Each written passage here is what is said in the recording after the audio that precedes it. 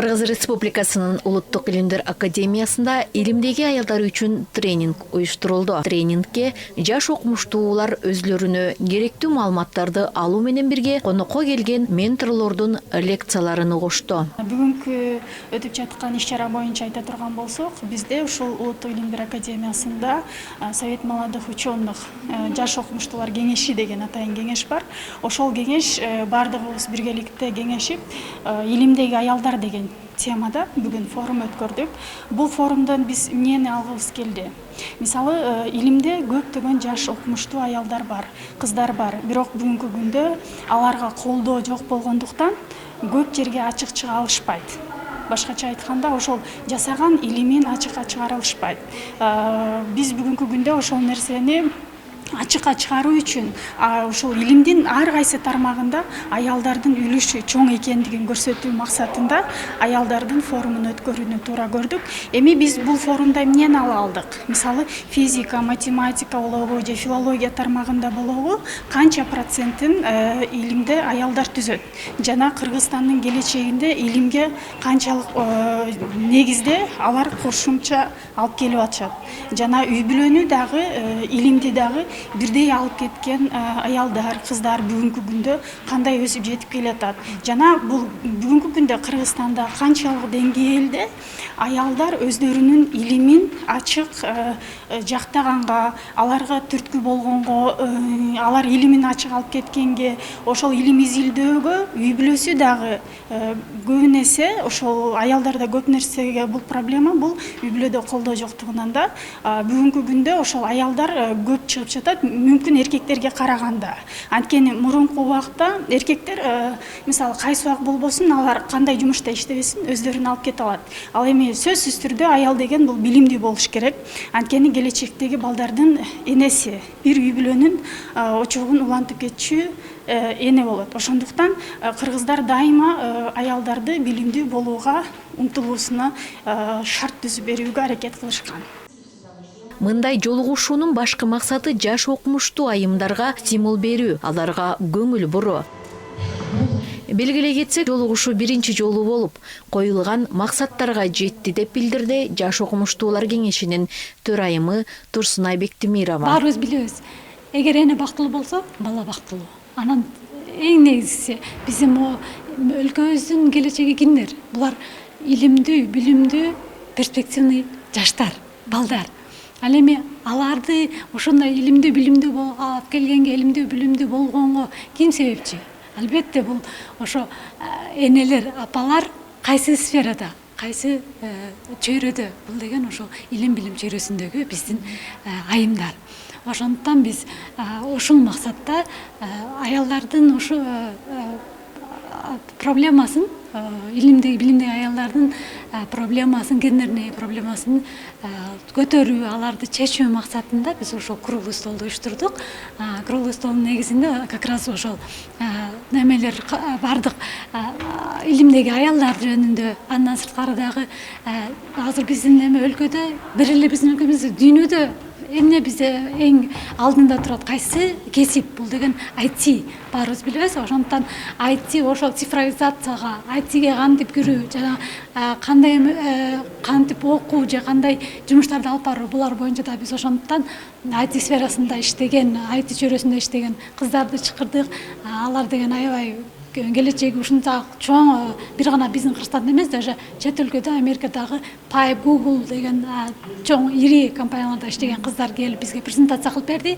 Ошолордун презентациясын угуп, көрүп, анан биздин дагы илимдеги жаш кыздар, жаштар, аялдар ошол көтө бир чогуу биргеликте бир эме киргизсек деген максатта, өзгөрүүчү чечим киргизсек деген максатта ошо презентациялар жасалды.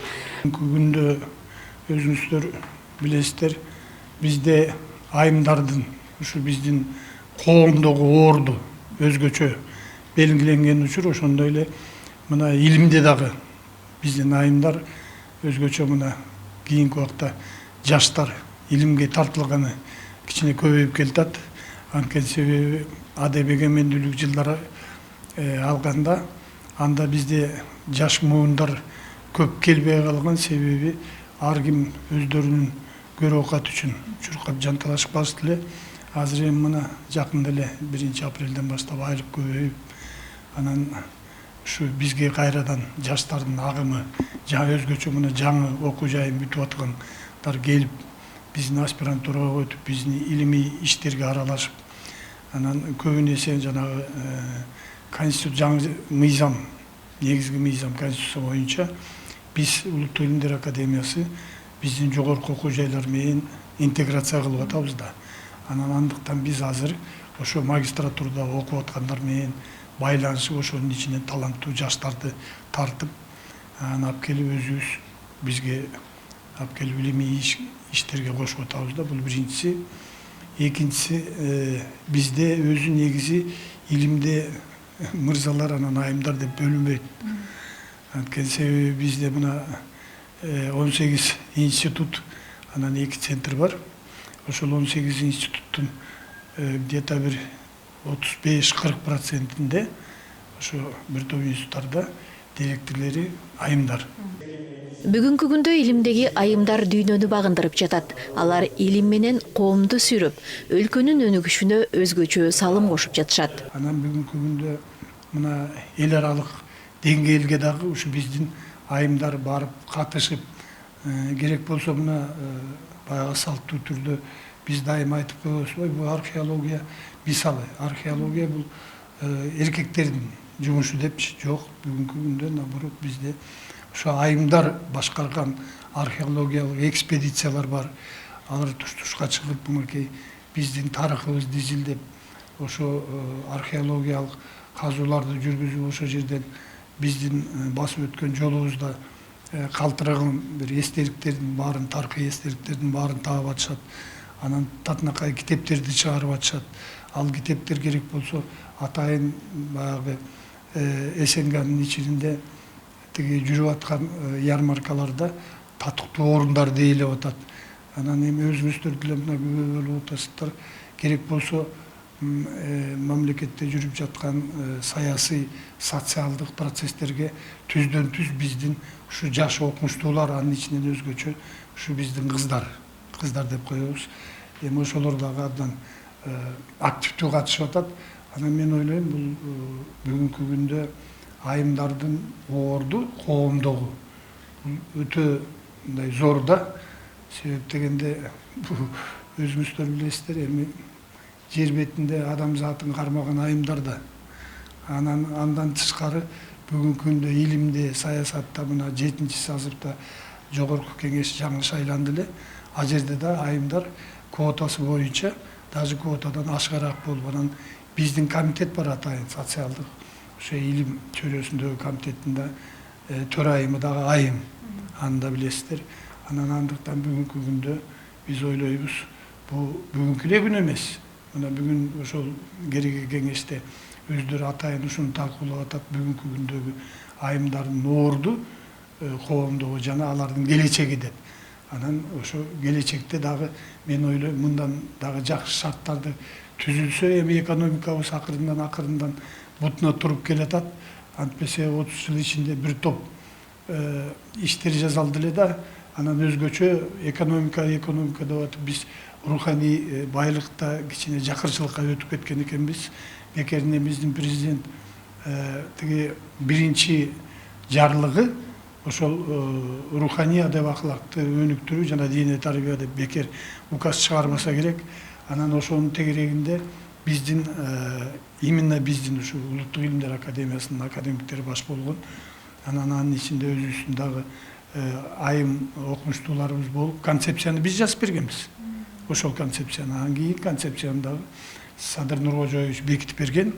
Азыр ошонун үстүндө да иштеп атабыз. Азыр керек болсо биз ошол концепцияга мындай комментарий катары, ошону элге түшүндүрмө катары азыр китеп жазылып атат. Анда да биздин айымдардын үлүшү чоң. То есть мен муну менен эмне айткым бар? Бүгүнкү күндө негизи коомдо айымдардын орду зор экенин эч ким тана албайт. Андыктан мен ойлойм, келечекте деле ушундай багытта кете берсе керек. Анан эми мына шартты жакшылап түзүп берсек, илимде дагы азыр мына аспирантурага өтүп атканда карасак, аспирантурада үстөмдүү көпчүлүгү где-то bir 53-55%ке чейин биздин кыздар экен окууну өтүп келип атканда. Анан андыктан ойлойм, тиги айымдарга рахмат.